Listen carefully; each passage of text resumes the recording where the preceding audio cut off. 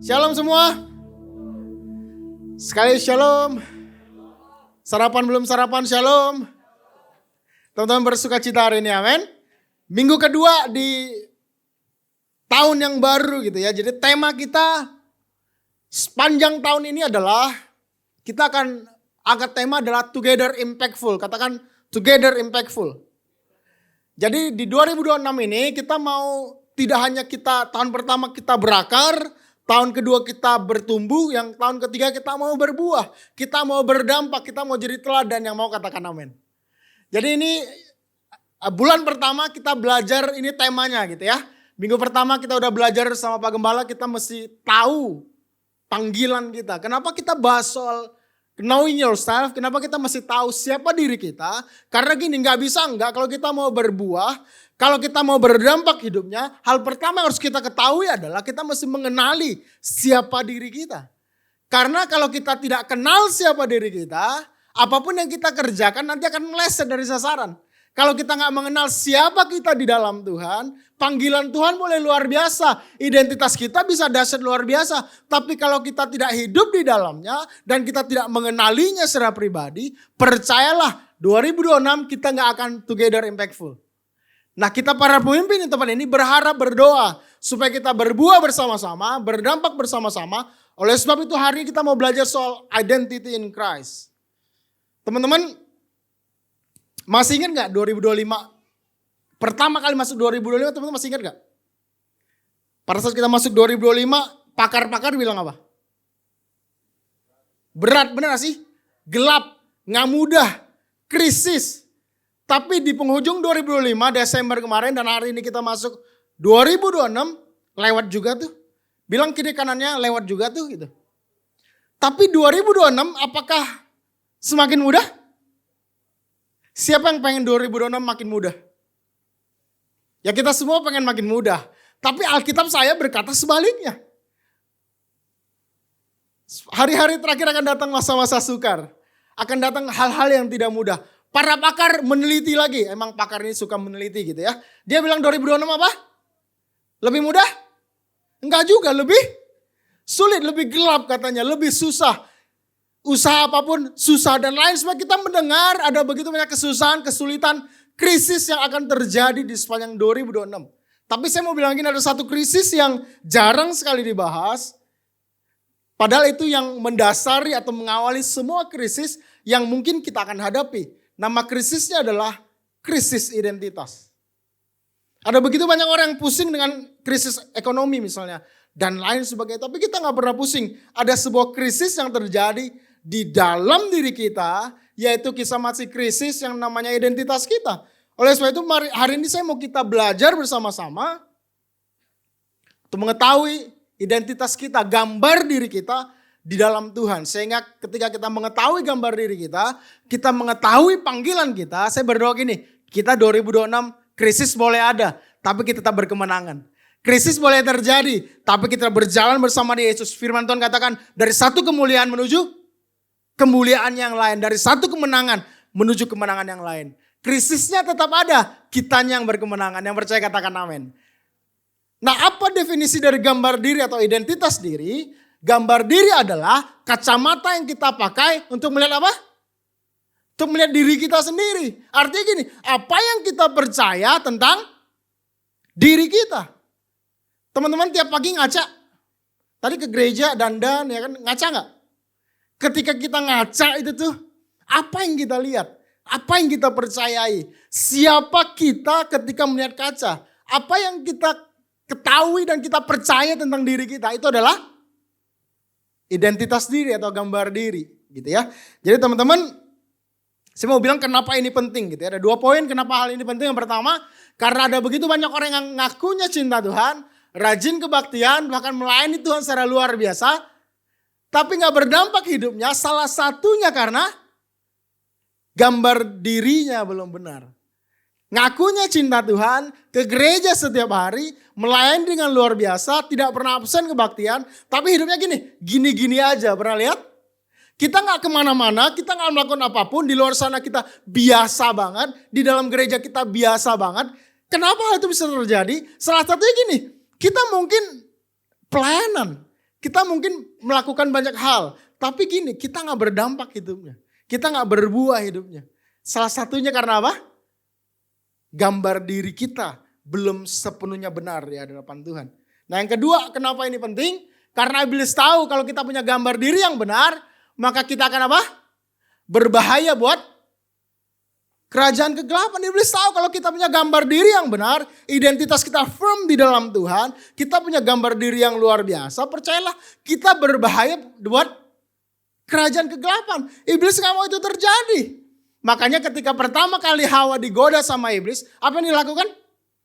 Apa yang dihembuskan, apa yang ditawarkan sama iblis kepada Hawa? Itu bukan hanya berbicara soal buah, tapi dia bilang apa? Kalau kamu mau seperti apa? Seperti Allah, makan yang ditawarkan apa? Kalau kamu makan buah ini yang ditawarkan ini, kamu akan sama seperti Allah. Padahal firman Tuhan katakan apa? Hawa, Adam diciptakan serupa dan Adam dan Hawa sudah diciptakan serupa dan segambar dengan Allah. Di Kejadian 1:26 mereka udah dapatkan firman Tuhan itu. Tapi ketika iblis bilang, kamu mau jadi seperti Allah gak? Harusnya jawabannya apa? Jawabannya harusnya apa? Sudah, benar gak sih? Kan dia sudah diciptakan apa? Serupa dan segambar dengan Allah. Nanti kita pelajari lebih lanjut. Tapi Hawa punya krisis identitas di dalam dirinya. Sehingga ketika ditawarkan lu mau seperti Bapa gak? Seperti Allah gak? Jawabannya apa nanti? Pada akhirnya dia makan buah itu dan dia jatuh dalam dosa, benar? Itu yang iblis coba tawarkan karena iblis tahu ketika Adam manusia pertama punya identitas yang benar, dia akan berbahaya berkerajaannya. Dan dia tidak akan pernah membiarkan itu. Pola yang sama dipakai ketika Yesus jadi manusia. Ketika Yesus jadi manusia, puasa 40 hari. Ada yang pernah puasa 40 hari? Paling kuat 3 hari gitu ya, itu pun masih minum gitu ya. Ada beberapa saya lihat, salah satu influencer yang saya ikutin lagi puasa 120 menit gitu ya. Masih kuat dan sehat ya. Mungkin dia akan coba 40 hari kayak Yesus gitu ya. Mungkin di sini enggak pernah. Yesus puasa berapa hari? 40 hari masuk ke padang gurun diapain? Apa yang ditawarkan sama iblis? Kalau kamu anak Allah, ubah batu ini jadi. Ada 3 pencobaan yang kita tahu kan. Tapi yang ditawarkan sama iblis apa? Lu mau jadi seperti Allah. Kalau kamu anak Allah, yang dipertanyakan apa sih? Identitasnya Yesus. Tapi karena Yesus punya identitas yang firm, punya gambar diri yang firm, dia bilang apa? Dan dia bisa melewati 3 pencobaan dengan baik dan benar. Nah hari ini gini, kalau Hawa dicobai, kalau Hawa dihembuskan, kalau Yesus dicobai, Yesus dihembuskan soal gambar diri. Saya percaya gini, itu terjadi juga sama kita hari-hari ini. Iblis akan mencoba menggoyahkan gambar diri kita. Karena ketika sekali lagi gambar diri kita benar, kita ini adalah orang-orang yang sangat berbahaya berkerajaan kegelapan. Yang mengerti katakan amin. Nah apa senjata yang iblis pakai gitu ya? Senjata utama iblis yang dia pakai untuk menggoyahkan identitas kita, gambar diri kita. Ada 2 senjata utama iblis. Yang pertama yang namanya apa? Kegagalan. Katakan kegagalan. Saya percayalah, gak perlu saya tanyakan. Kita semua pernah merasa gagal jadi orang tua, benar? Bapak Ibu pernah merasa gagal jadi orang tua?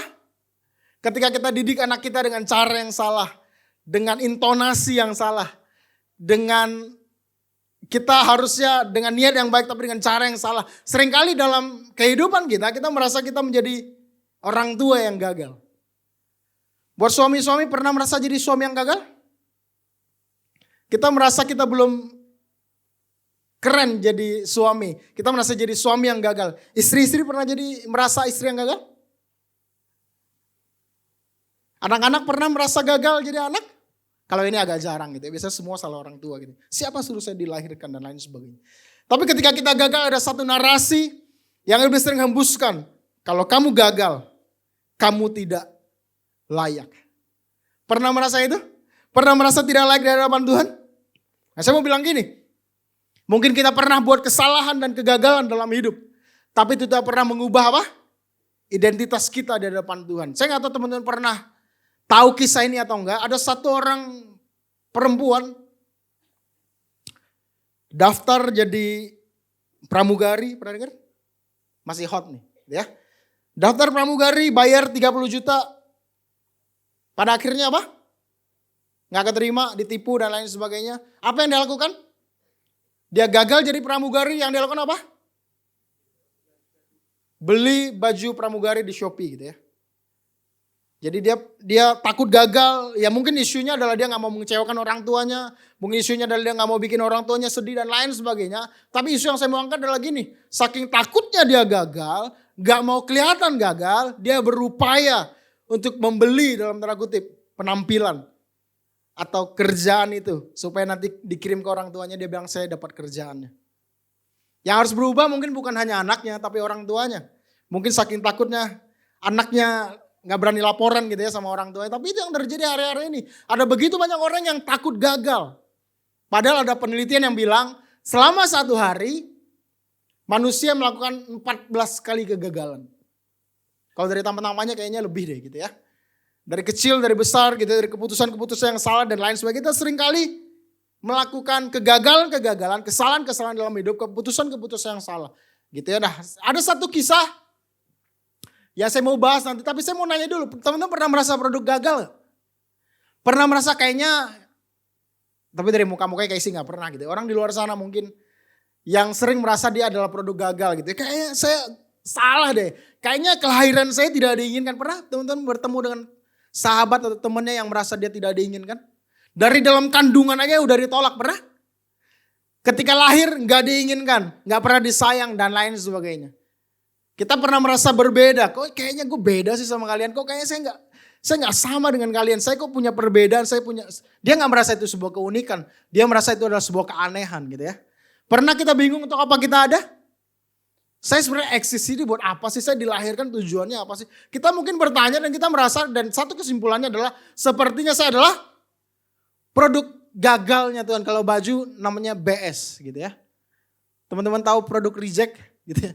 Saya berdoa kita di sini sudah pulih gambar dirinya. Kalau teman-teman sudah pulih, bahan ini bisa kita sharingkan sama teman-teman kita yang merasa dia adalah produk gagal. Nah di Alkitab ada satu orang yang merasa dirinya adalah produk gagal. Mungkin teman-teman belum pernah dengar kisahnya.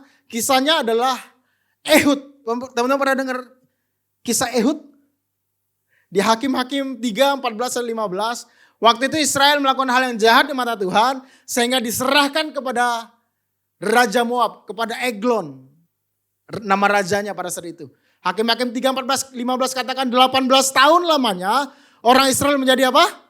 Takluk kepada Eglon, Raja Moab. Lalu orang Israel berseru kepada Tuhan, maka Tuhan membangkitkan bagi mereka seorang penyelamat, yakni apa?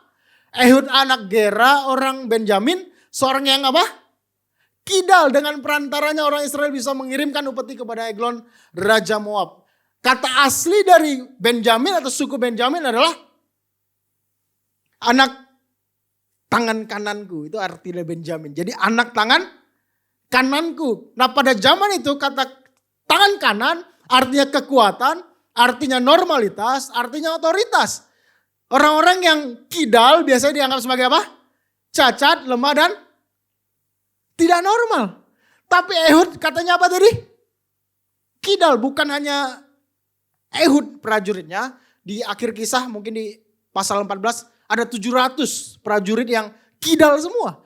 Dan kalau nembak gak pernah meleset katanya. Artinya gini, kalau Ehud tidak punya gambar diri yang benar, dia akan merasa apa? Ya produk gagal, benar sih? Harusnya namanya aja, sukunya aja, anak tangan kananku tapi dia kidal, bayangin.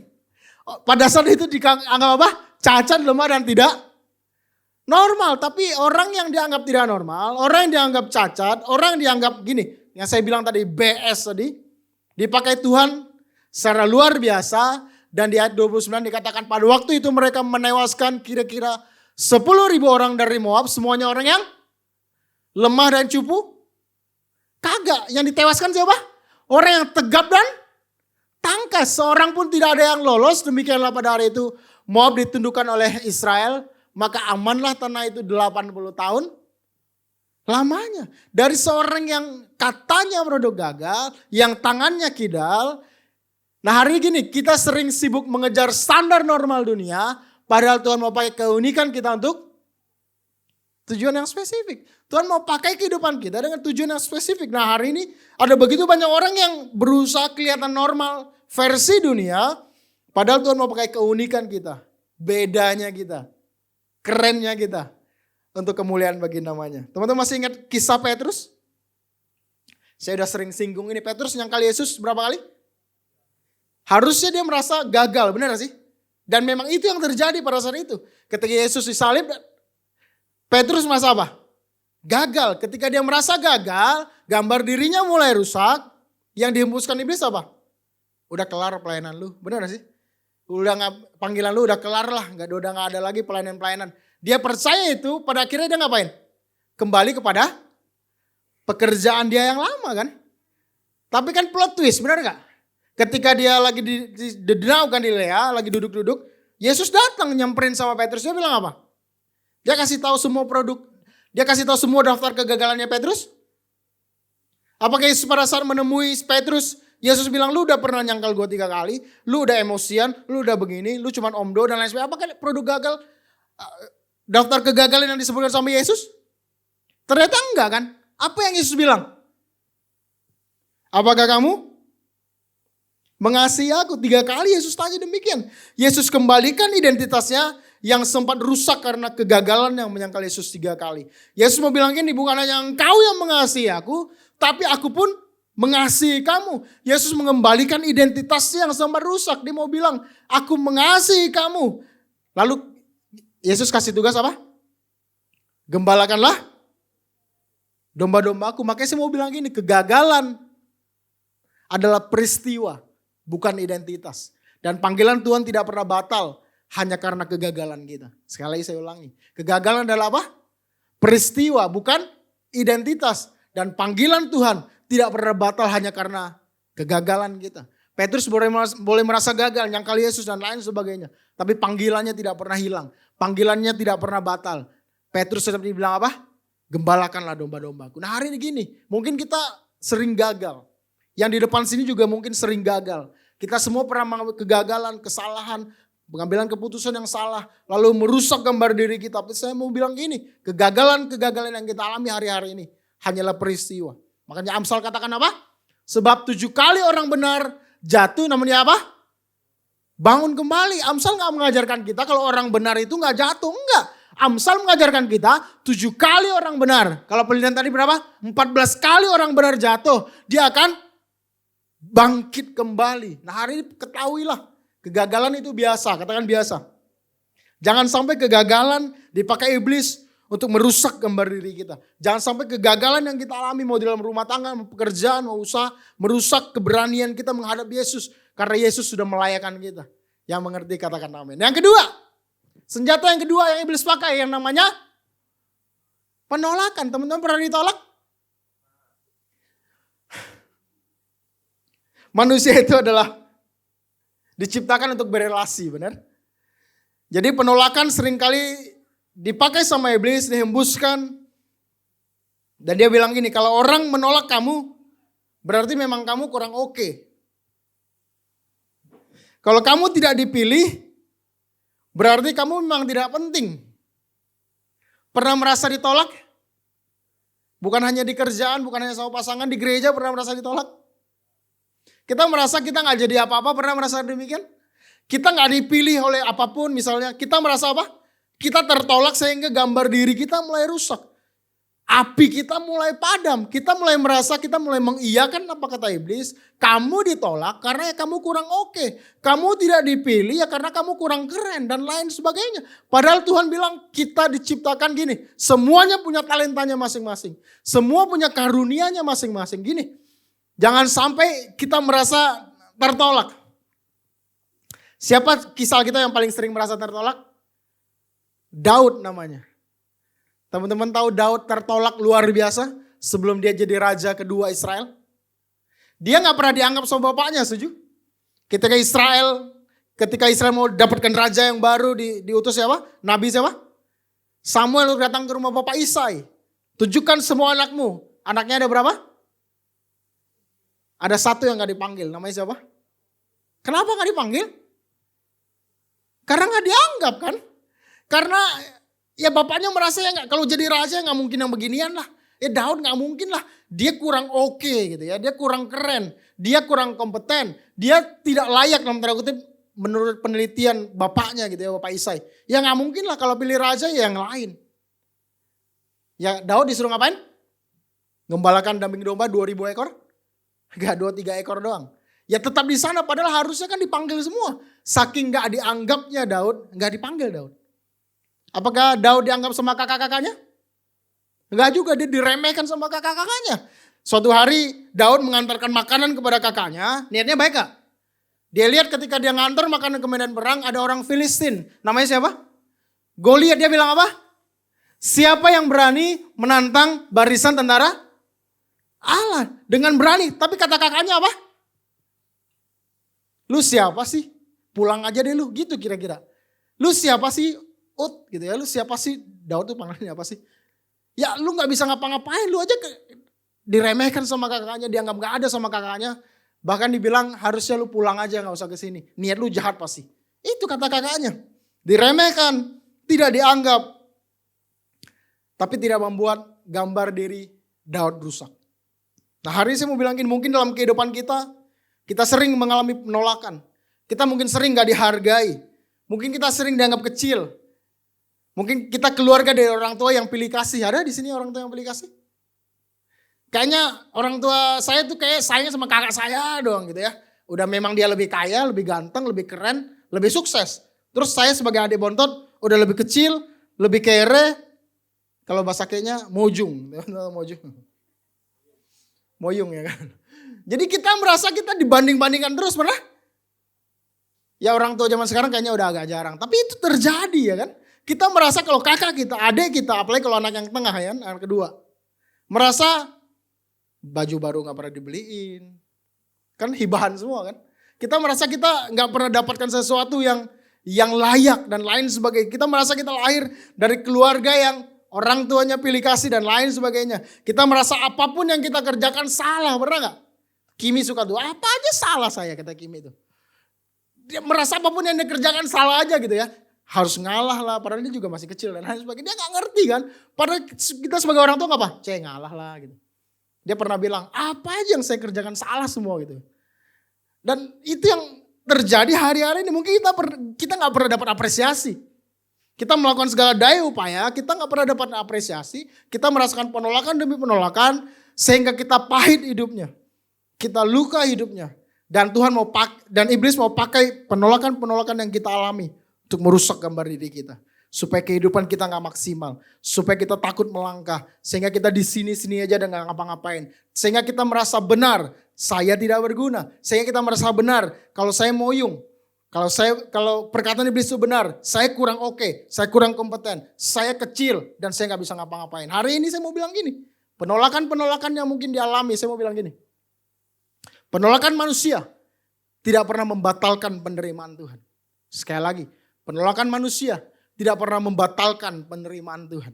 Manusia mungkin boleh menolak kita. Orang terdekat kita mungkin bisa menolak kita. Orang tua kita sendiri mungkin menolak kita. Kakak-kakak kita mungkin meremehkan kita dan menolak kita. Tapi hari Tuhan bilang saya menerima kamu. Karena kamu ciptaan saya yang paling hebat dan luar biasa. Kita adalah masterpiece-nya Tuhan lagi, bener gak sih? Kita adalah orang-orang kerennya Tuhan. Nah, hari ini jangan sampai penolakan, jangan sampai kegagalan merusak gambar diri kita. Sehingga kehidupan kita gak pernah maksimal. Oke, apa ciri-cirinya? Ini pengajaran biasanya minimal 3 sesi gitu ya. Tapi dari muka-muka yang cerdas kita babat habis 1 sesi gitu ya. Oke, apa ciri-ciri orang yang punya gambar diri yang rusak? Yang pertama apa?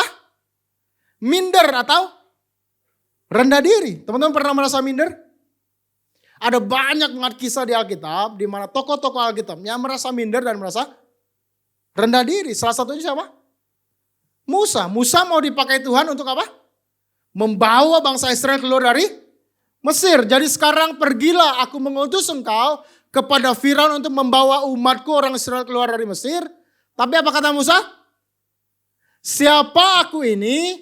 Maka aku yang akan menghadap Firaun dan membawa orang Israel keluar dari Mesir.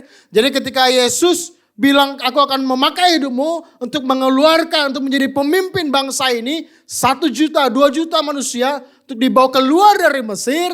Dia bilang ini, Tuhan siapa aku ini? Di ayat selanjutnya 4 dikatakan, lalu kata Musa kepada Tuhan apa?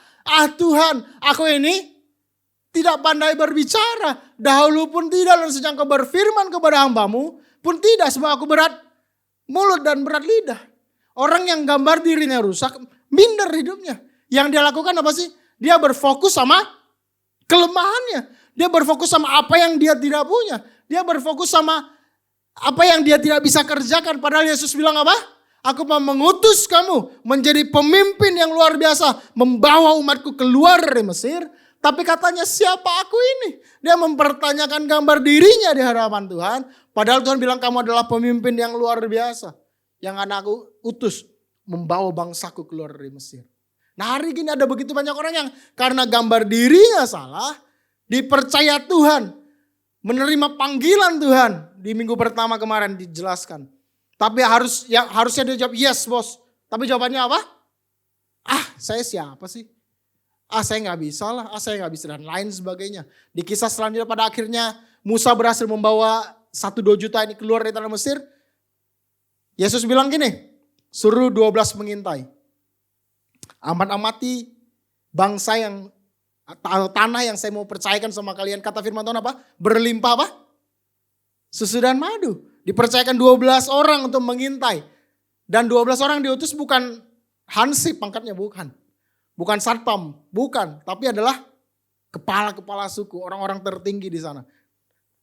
Disuruh ngintai, hasilnya apa? Saya adalah belalang katanya. Orangnya gede-gede, orangnya makan orang katanya, orang enak yang penduduknya dimakan sama orangnya.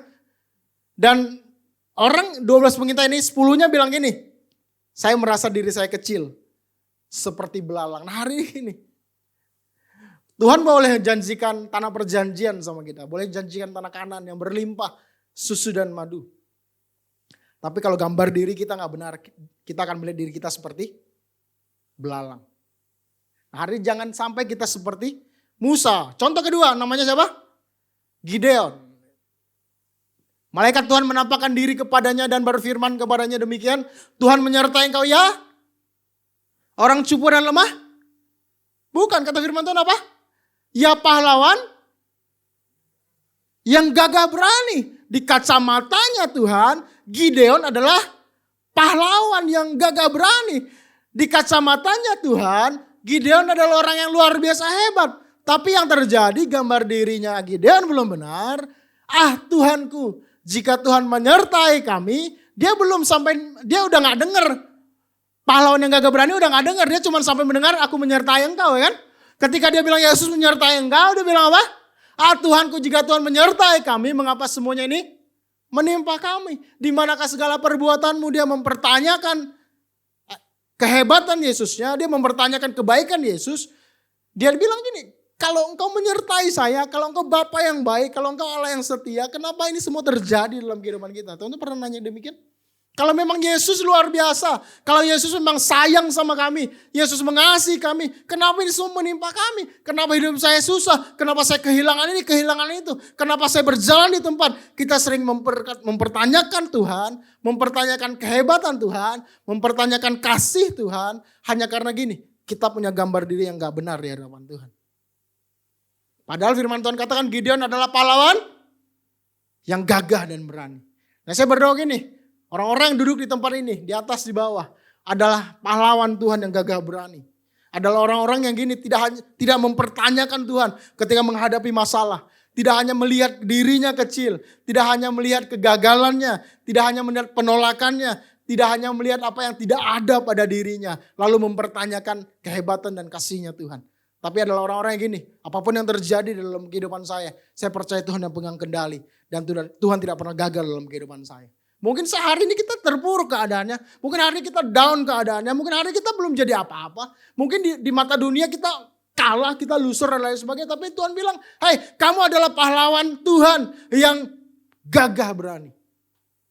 Teman-teman percaya itu? Contoh ketiga, Yeremia.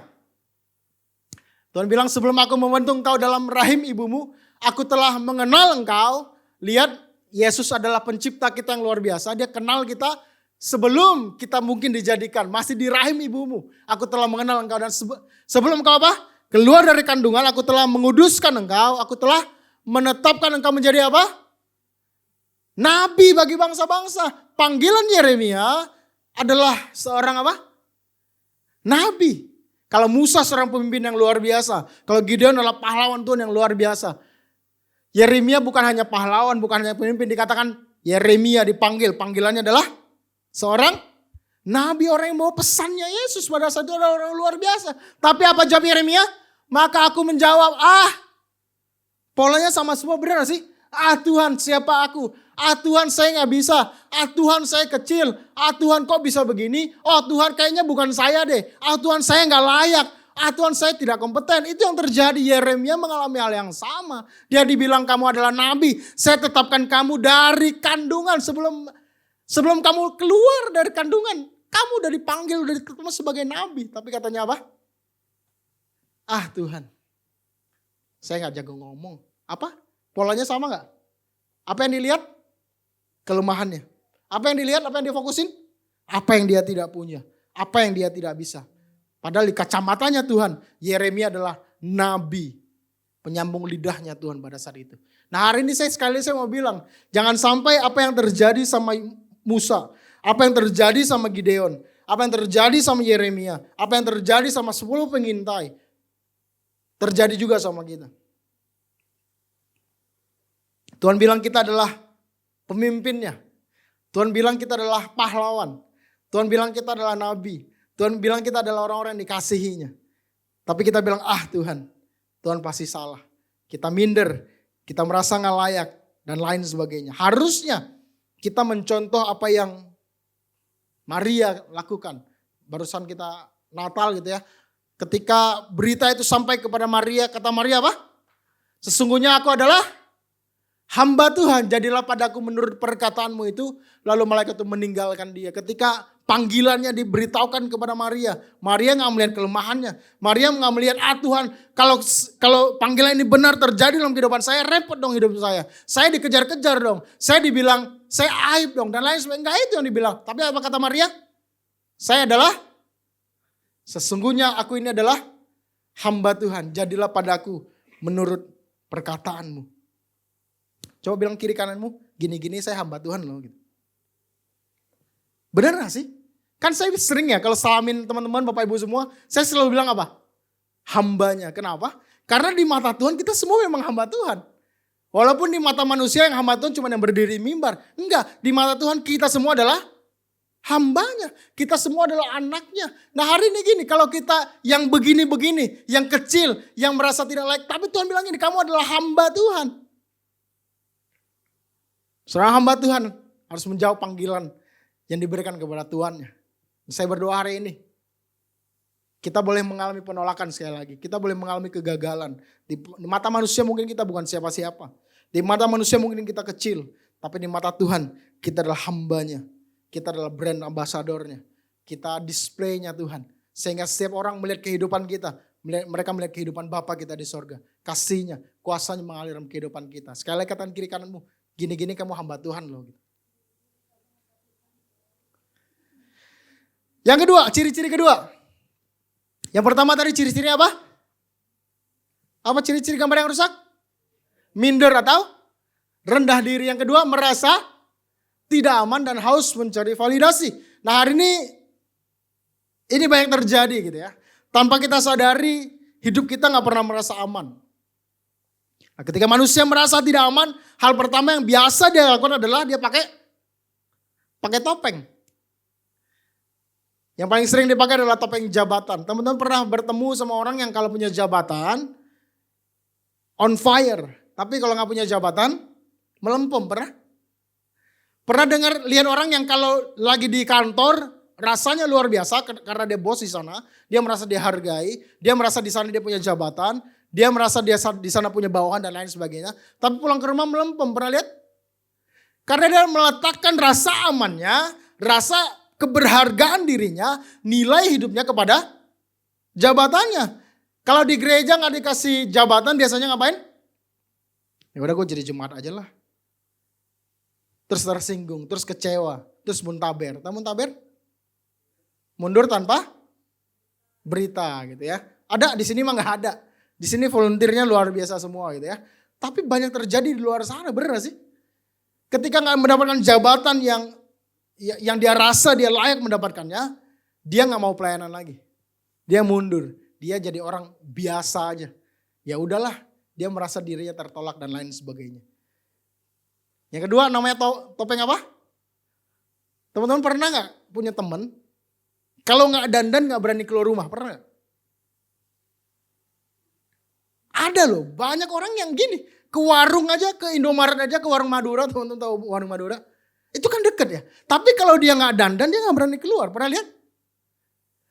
Karena dia meletakkan rasa amannya. Dia meletakkan gambar dirinya kepada tampangnya yang keren, yang cantik menurut dia. Saya gak bilang kita gak boleh dandan, gak gitu juga. Tapi jangan sampai kita berdandan untuk mengimpress orang lain. Jangan sampai... Saya gak bilang kita gak boleh operasi kiri kanan, enggak. Bukan itu isunya yang mau saya sampaikan hari ini. Tapi gini, jangan sampai kita lakukan semua itu untuk dapatkan validasi kalau kita keren, kalau kita bagus. Kita letakkan rasa aman kita di muka kita. Kita kalau gak pakai Balenciaga tuh kayaknya gak enak gitu. Oh di sini gak ada. Di sini mah Tanah Abang semua gitu. Uniqlo mentok. Tapi ada orang-orang yang gini kalau gak pakai merek, gak berani keluar rumah. Kalau tasnya merek Tumengo gak berani keluar. Tahu Tumengo? Jadi kalau gak ada mereknya, sepatu gak ada mereknya gak berani keluar. Kenapa? Karena dia merasa gini, tampang, penampilan. Di situ letak amannya. Kalau dia gak lakukan itu semua, kalau dia gak kerjakan itu semua, dia takut orang lain berkata yang tidak-tidak sama dia. Hidup berasal dari apa kata orang. Topeng ketiga, topeng apa? Boleh cari harta sebanyak-banyaknya, boleh. Tapi jangan sampai kita jadikan itu sebagai rasa aman kita. Kalau kita punya banyak duit, hartanya lagi melimpah, sukacita, damai sejahtera, haleluya 12 kali. Tapi ketika usahanya lagi gak bagus, haleluya tinggal 2 kali gitu ya, gak gitu ya. Tapi kan itu yang terjadi kan, kita letakkan harta, uang, pencapaian sebagai rasa aman kita. Ketika kita punya itu semua, kita rasanya aman banget. Kita rasanya bersuka cita banget. Kita rasanya damai sejahtera banget. Walaupun benar kalau gak ada duit ya kita sedih juga, benar sih. Tapi jangan sampai itu dijadikan sebagai rasa aman kita. Harusnya gini, kaya miskin kita tetap bersuka cita karena Yesus luar biasa dalam kehidupan kita, benar sih. Harusnya kita lagi mendapatkan pencapaian, gol atau enggak gol, kita tetap bersuka cita. Kenapa? Ya karena ada Yesus di dalam kita yang memberikan penghiburan dan kekuatan yang luar biasa dalam kehidupan kita. Pasanglah target setinggi mungkin dalam kehidupan kita. Kejarlah harta, boleh gak kejar harta? Tapi jangan sampai itu menjadi validasi dan rasa aman kita di hadapan manusia. Jangan. Kita kejar, kita bekerja, kita pasang target, kita lakukan sebaik-baik yang bisa kita kerjakan. Tapi kita percaya gini, hasilnya terserah sama Tuhan. Ketika hasilnya tidak baik, ketika hasilnya tidak sesuai, kita memuji Tuhan. Dan bilang Tuhan tetap baik dalam kehidupan. Kita mengerti, katakan amin. Yang terakhir di gereja ini sekali lagi gak ada gitu ya, namanya topeng agama. Apa itu topeng agama? Topeng agama merasa aman ketika sudah menjalankan aktivitas rohani. Dia merasa aman kalau hari Minggu udah ke gereja. Dia merasa ada yang kurang kalau hari Minggu gak ke gereja. Oh berarti hari Minggu gak usah ke gereja. Bukan itu isunya. Tapi jangan sampai gini, kita kalau hari Minggu gak ke gereja, kayaknya ada yang kurang. Kayaknya ada yang salah, kayaknya ada yang gagal. Gak kayak gitu juga sih. Ya, kalau bisa beribadahlah setiap minggu. Saya juga setiap hari beribadah, seminggu beribadah gitu ya. Tapi gini, jangan sampai ketika kita beribadah terus kita merasa aman. Kita merasa gini, Senin sampai Sabtu kita bebas ngapain. Kenapa? Hari Minggu kita cuci dosa gitu ya. Hari Minggu kita aktivitas rohani. Kita merasa kita kudus gitu. Kita merasa kita disirami rohani lain sebagainya. Jangan sampai itu terjadi dalam kehidupan kita. Topeng nggak boleh kita pakai.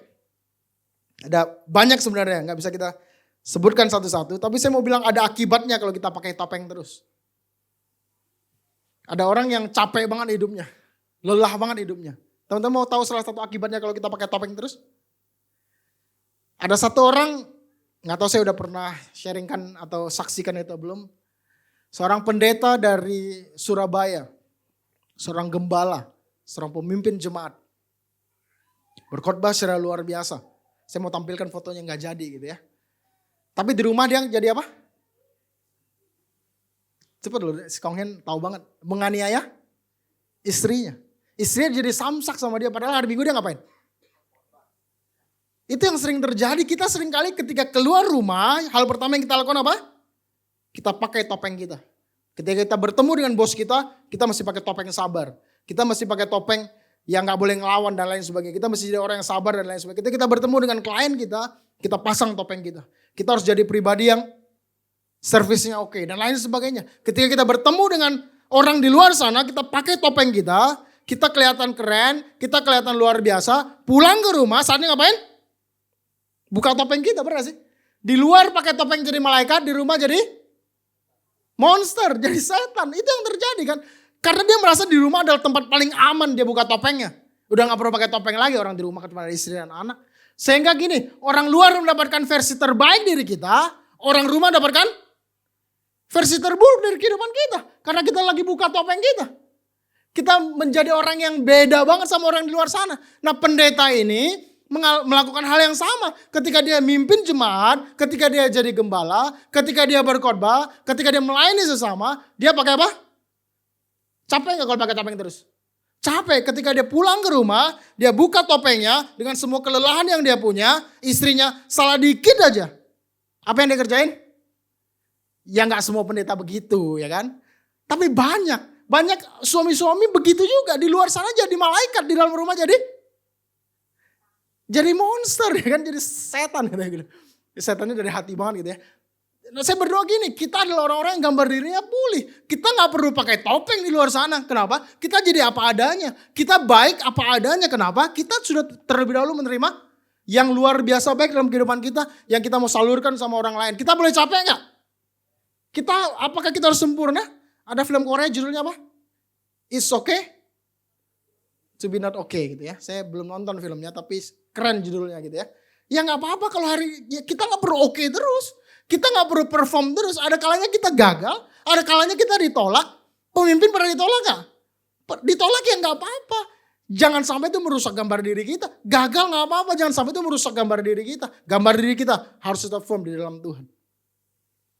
Kita gak perlu pakai topeng kita kemanapun kita pergi. Jadilah kita apa adanya. Teruslah upgrade diri kita. Bukan berarti kita jadi apa adanya, bukan. Teruslah upgrade diri kita. Teruslah belajar. Teruslah bersandar sama Yesus. Ketika orang ketemu dengan kehidupan kita, dia ketemu versi terbaik ya kehidupan kita. Ketika kita pulang ke rumah, orang rumah menerima yang terbaik dalam kehidupan kita. Yang mengerti katakan amin. Topeng yang ketiga. Gambar diri, ciri-ciri gambar diri yang rusak. Yang pertama tadi apa? Minder. Yang kedua? Ini ulang nih ya. Yang kedua tadi apa? Pakai topeng. Merasa tidak aman. Yang ketiga apa? Mudah tersinggung dan marah. Di sini ada yang begini. Kayaknya marah mulu hidupnya. Ada. Kayaknya gampang banget tersinggung gitu ya. Orang kalau pendetanya salamin terus lupa lihat mukanya tersinggung. Pendetanya kalau khotbah agak keras dikit, nyindir dikit ngapain? Tersinggung. Pendeta kurang peduli dikit. Ya kalau saya ngomong pendeta berarti koditer gitu ya. Orang yang lagi gak ada. Tapi kalau kita seringkali kan kita tersinggungan kan, benar sih? Kita tuh gampang banget tersinggung, kita gampang banget marah sama orang yang mungkin kita sebut sebagai pemimpin, kita sebut sebagai teman, sebagai orang tua dan lain sebagainya. Kita baperan banget. Kita gampang banget merasa orang lain tuh jahat sama kita. Saya mau bilang itu karena gambar diri kita lagi gak benar. Orang yang gambar dirinya benar, gak mudah tersinggung. Orang yang gambar dirinya benar, emosionalnya bagus, gak gampang marah. Makanya pernah satu kisah, mak-mak lagi nyanyi apa? Saul bunuh berapa? Beribu-ribu, Daud bunuh berlaksa-laksa. Apa yang terjadi? Harusnya kan Saul bangga aja karena apa? Saul pada saat itu apa? Raja, dia pemimpinnya Daud. Harusnya gini, saya pernah dapat satu quotes dari koditer bagus. Jadilah besar dengan membesarkan orang lain. Harusnya kan Saul punya hal yang sama. Saya raja, saya melihat pasukan saya melakukan hal yang luar biasa. Harusnya dia jangan baper dong, benar sih? Harusnya dia jangan tersinggung dong. Harusnya dia jangan marah dong. Tapi yang terjadi apa? Saul marah. Pada akhirnya Saul ngapain? Padahal Daud kan menantunya dia. Orang kepercayaannya dia. Dia kejar-kejar Daud untuk dibunuh. Ada banyak hubungan yang rusak. Dan ada potensi yang kita bunuh. Hanya karena kita mudah tersinggung dan mudah marah. Ada begitu banyak hubungan yang udahan. Yang musuhan pada akhirnya nanti. Karena kita mudah tersinggung dan mudah marah. Padahal gak lagi ngomongin kita tersinggung aja. Kayaknya dia ngomongin gue deh, gitu biasanya kan. Kalau itu yang terjadi ada begitu banyak, harusnya potensi hubungan rusak hanya karena kita gak bisa jaga emosi kita. Hanya karena kita baperan. Dan saya berdoa gini, orang-orang di tempat ini adalah orang-orang yang gambar dirinya benar, sehingga tidak mudah tersinggung dan tidak mudah marah. Yang mengerti katakan amin. Waktu saya habis. Nah, ini yang terakhir. 5 menit. Apa yang harus dilakukan agar gambar diri kita pulih? Jadi gambar diri itu kayak kesehatan. Kalau kita gak jaga bisa sakit lagi gitu. Jadi hari ini kalau teman-teman Bapak Ibu merasa gambar dirinya udah firm, gambar dirinya udah benar. Kalau kita gak jaga benar-benar dia bisa rusak lagi. Maka kita mesti menjaganya dengan baik. Nah caranya gimana? Rumus iblis tadi apa? Aku sama dengan penampilan saya plus apa kata orang. Penampilan saya itu berbicara soal apa yang di luar kita. Iblis hembuskan yang paling penting, yang harus kita perhatikan, yang harus kita beri perhatian paling banyak adalah apa yang di luar kita. Plus apa kata orang. Sehingga kalau kita dalam hidup melakukan rumus iblis, maka gambar diri kita pasti rusak. Nah lawannya gimana? Harus dengan rumusnya Tuhan. Rumus Tuhan apa? Aku sama dengan pribadi saya. Kalau tadi penampilan saya, ini pribadi saya. Pribadi saya itu berbicara soal apa yang di dalam kita yang harus kita bangun setiap hari dalam kehidupan. Plus apa kata Tuhan. Kalau hari kita hidup menurut apa kata orang, katakan kiri kanan capek. Kita mau lakukan apa aja, ada aja salahnya. Benar sih? Lu mau jadi pemimpin sekeren apapun, mau sehebat apapun, mau sejago apapun, serendah hati apapun, pasti ada aja orang yang gak suka sama kita. Benar gak sih? Saya sering bilang Yesus aja ada yang gak suka. Yesus loh. Siapa kita?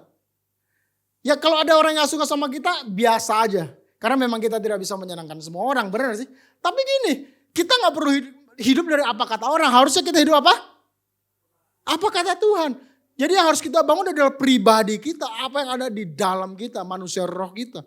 Nah, apa kata Tuhan dalam kehidupan kita? Setelah itu saya akan selesai gitu ya. Ulangan 7:6 katakan sebab engkaulah umat yang kudus. Saya undang pemusik boleh maju ke depan. Sebab engkaulah umat yang kudus bagi Tuhan Allahmu. Engkau yang dipilih oleh Tuhan Allahmu dari segala bangsa di muka bumi untuk menjadi. Jadi kita adalah kesayangan Tuhan. Kita adalah umatnya yang kudus. Kita dipilih sama Tuhan. Apakah kita dipilih karena kita keren? Apakah kita dipilih karena kita besar?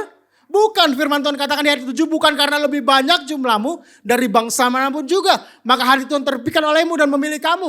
Bukankah kamu ini yang paling kecil dari... Seringkali kita merasa kecil, benar gak sih? Tapi Tuhan bilang saya mau pakai yang kecil untuk pekerjaan Tuhan yang luar biasa. Saya mau pakai kamu yang kecil, yang minoritas ini untuk melakukan pekerjaan Tuhan yang luar biasa. Teman-teman mengamini apa yang Tuhan katakan? Kita mungkin kecil, kita mungkin tidak punya banyak bakat, tapi dengan hatinya Tuhan, dengan Tuhan yang ada di dalam kita, Tuhan bilang saya mau memilih kamu, menguduskan kamu, dan kamu adalah umat kesayangannya Tuhan. Ayat 8 katakan tetapi apa? Jadi kita dipilih sama Tuhan karena teman-teman mengalami kasih Tuhan setiap hari dalam kehidupan. Makanya firman Tuhan katakan di Yesaya 43:4 kalau gak salah. Kamu berharga di mataku, amin. Dia buktikan sayangnya dan dia bilang kamu berharga di mata Tuhan. Di Zakaria kalau gak salah dikatakan kamu adalah biji mata Tuhan. Ada yang biji matanya mau saya pegang? Di wol-wol gitu ada yang mau? Ya istri saya mau. Dekat tapi saya pegang-pegang matanya mau. Kenapa? Karena biji mata harus kita jaga. Kita anggap penting. Kita gak boleh ada orang yang sentuh. Kenapa? Firman Tuhan katakan kita adalah biji matanya. Kita penting buat Tuhan. Kita berharga buat Tuhan. Dan dia mengasihi kita. Hari ini taruh harga diri kita. Taruh gambar diri kita. Taruh citra diri kita di bawah Tuhan yang mengasihi saya. Dan saya yang berharga di mata Tuhan. Kalau itu yang terjadi, kegagalan mulai terjadi, penolakan mulai terjadi, kita tetap berdiri teguh di hadapan Tuhan. Apa perkataan Tuhan yang kedua? Ia diutus untuk menembus mereka yang takluk kepada hukum Taurat supaya apa? Kita diterima menjadi anaknya. Firman Tuhan katakan kita adalah anaknya Tuhan. Kita adalah anaknya. Bayangkan kita adalah anak dari raja segala raja. Dahsyat gak sih? Kalau Allah yang dahsyat luar biasa itu Bapa kita dan kita adalah anaknya, harusnya kita adalah orang-orang yang luar biasa juga. Kita mau taruh rasa aman kita. Kita mau taruh keberhargaan kita. Kita mau taruh harga diri kita. Gambar diri kita. Citra diri kita di bawah saya adalah anak Tuhan. Saya adalah anak yang dikasihi Tuhan. Dan yang terakhir. Ini keren. Ayat terakhir ini. Jika aku melihat langitmu, buatan jarimu, bulan dan bintang-bintang yang kau tempatkan. Apakah manusia sehingga engkau mengingatnya? Apakah manusia sehingga engkau mengindahkannya? Ayat 6 kita baca sama-sama. 1, 2, 3. Namun.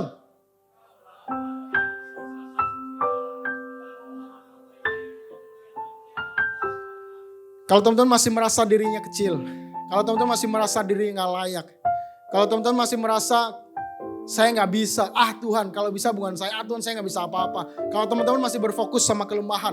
Kalau teman-teman masih berfokus dengan apa yang tidak teman-teman miliki dan Bapak Ibu miliki. Hari ini saya mau bilang gini. Di ayat 8 kita diciptakan hampir sama. Christ likeness seperti Allah. Dan telah memahkotainya dengan kemuliaan. Itu berbicara soal bobotnya Tuhan. Karakternya Tuhan. Rasa hebatnya Tuhan. Dan dengan hormat. Nah hari gini. Kita mungkin sekali lagi yang terkecil. Kita mungkin minoritas. Mungkin kita bukan yang paling banyak bakat. Mungkin kita bukan yang banyak talenta yang Tuhan berikan. Tapi dengan apapun yang di tanganmu hari ini. Kerjakan dengan maksimal. Tuhan menyertai itu semua. Dan saya percaya gini. Orang-orang yang menaruh rasa berharganya. Bukan dari apa kata orang. Tapi dari apa kata Tuhan. Saya percaya hidupnya maksimal. 2026 kita mau together impactful. Kita mau berdampak bersama-sama. Dengan gambar diri yang benar di hadapan Tuhan. Terakhir saya undang Bapak Ibu pakai berdiri. Kita mau deklarasikan ini. Kita mau bacakan bersama-sama. 1, 2, 3. Karena saya sangat dikasihi. Saya berharga. Saya anak Allah. Saya diciptakan serupa dan segala. beri tepuk tangan yang paling mari buat Tuhan.